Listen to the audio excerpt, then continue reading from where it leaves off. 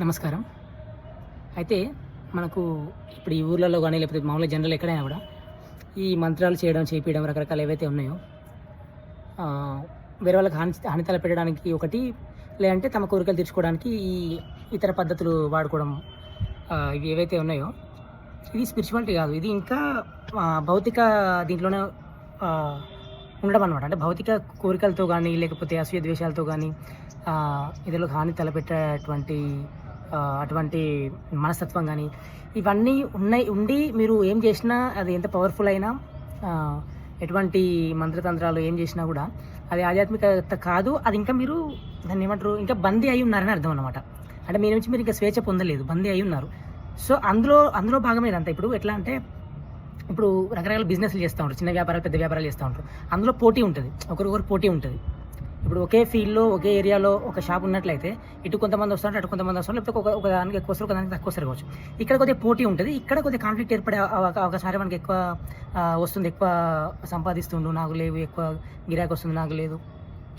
ఇవి రకరకాలు ఉంటాయి. అంటే మీరున్న ఫీల్డ్లో మీ ప్రత్యర్థులు ఎవరైతే ఉన్నారో వారితో మీకు డెఫినెట్గా కంపారిజన్ దీనికి వచ్చేసి అది కేవలం పోటీతత్వం వరకు కాకుండా ఎలాగైనా సరే నాకు రావాలి, ఏదైనా సరే అని చెప్పేసి హాని తలపెట్టి మరి తెచ్చుకునే ప్రయత్నాలు ఏవైతే ఉన్నాయో ఇవి బిజినెస్ పరంగానేమో వాళ్ళ స్ట్రాటజీస్ వాడి మనం ఎట్లా పెంచుకుందాం అనేది ఒకటి ఉంటుంది. ఒకటేమో వేరే వాళ్ళే తగ్గించి మరి వేరే వాళ్ళకు ఏదైనా చేసి మరి వాళ్ళు ఆరోగ్యంగా దెబ్బతీసి మరి చేసి మరి ఇవి రకరకాలు చేయడం, మంత్రాలు, చేతపడలు ఇవన్నీ జరుగుతూ ఉన్నాయి సమాజంలో.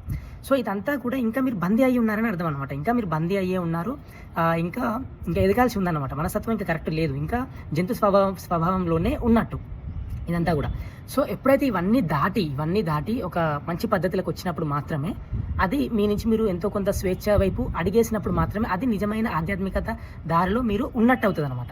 అట్లా అంటే ఫస్ట్ మైండ్ ప్రిపేర్ చేసుకోవాలి. ఓకే, నాకు ఈ దారి వద్దు, ఈ అక్రమ మార్గం వద్దు, ఈ చెడు దారి అంటే ఈ సరికాని దారి నాకు వద్దు, ఈ భౌతిక కోరికల గురించి, భౌతికమైన అంశాల గురించి ఏదో పవర్స్ రావడానికో, లేకపోతే ఇతరులకు హాని చేసి నేనేదో సాధించడానికో, నాకేదో దాన్ని ఏమంటారు భౌతికపరమైనవి తీర్చుకోవడానికో, వస్తువుల పరంగా కావచ్చు, మనుషుల పరంగా కావచ్చు, ఇవన్నీ కూడా వీటిల్లో కాకుండా నేను స్వేచ్ఛ వైపు అడిగేయాలి, దైవత్వం వైపు అడిగేయాలి అన్నప్పుడు మాత్రమే ఆ పద్ధతిలో మీరు ఉన్నప్పుడు మాత్రమే, సక్రమ మార్గంలో ఉన్నప్పుడు మాత్రమే అది నిజమైన ఆధ్యాత్మికత అవుతుంది అనమాట. అప్పుడు మీకు ఒక గురువు దొరకడమా, లేకపోతే మీకు ఒక మంచి పద్ధతి దొరకడమా, ఒక సాధన దొరకడమా, ఇవి జరుగుతాయి అన్నమాట. సో మైండ్ సెట్ ఇటువైపు మళ్లించాలి, స్వేచ్ఛ వైపు మళ్లించాలి, దైవత్వం వైపు మళ్లించాలి.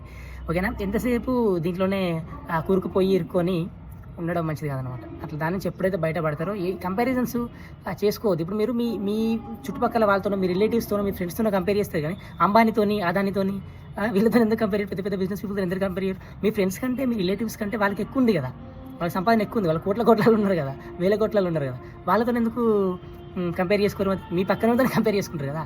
అంటే అక్కడ కంపేర్ చేసుకోవడానికి ఏం లేదు, వాళ్ళ జీవితం పాటు బతుకుతుండు, వాళ్ళ జీవితం వాళ్ళు బతుకుతులు, మనకు సంబంధం లేదు.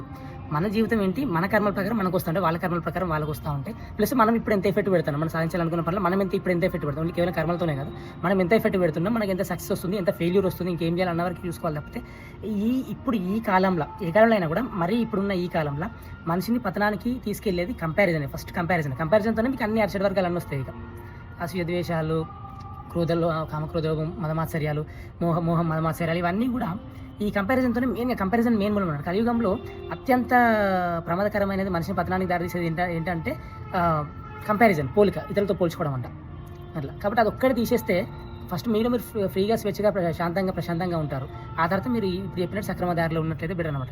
ఈ భౌతికమైన వీటితో మీరు ఎన్ని మంత్రాలు చేసినా, మీరు సొంతంగా నేర్చుకున్న వేరే వాళ్ళతో చేపించిన, వాళ్ళకి డబ్బులు ఇచ్చి చేపించిన, వానికి ఇది కావాలి, వీనికి అది కావాలి, వాడు మొత్తం పడిపోవాలి, నాకేదో పెరగాలి, వానికి ఏదో తగ్గాలి, ఇవన్నీ చేసినా కూడా ఆ లాభం లేదు కదా, అది మీ పతనమే. మీరు అలా ఎంత సక్సెస్ అయినా కూడా మళ్ళీ పతనమే అన్నట్టు కదా. వేరే వాళ్ళను ఎంత హాని చేసి మీరు ఎంత ఎదిగినా కూడా అది దానికి సాలిడిటీ ఉండదు, దాన్ని ఏమంటారు, దాని డ్యూరబిలిటీ ఉండదు దానికి. అట్లా మళ్ళీ పడిపోవాల్సిందే. వేరే వాళ్ళకి హాని చేస్తారు కావచ్చు, వాళ్ళు ఆరోగ్యం దెబ్బతింటారు, వాళ్ళని చంపేసేదాకా వాళ్ళు చేస్తారు కావచ్చు, ఆ తర్వాత మళ్ళీ మీరు ఆ కర్మ అనుభవించాల్సిందే కదా. మీరు, మీ కుటుంబం, వంశమే లేకుండా పోతుంది అనమాట. వంశానికి దెబ్బతిస్తుంది ఇట్లాంటి ఎవరన్నా.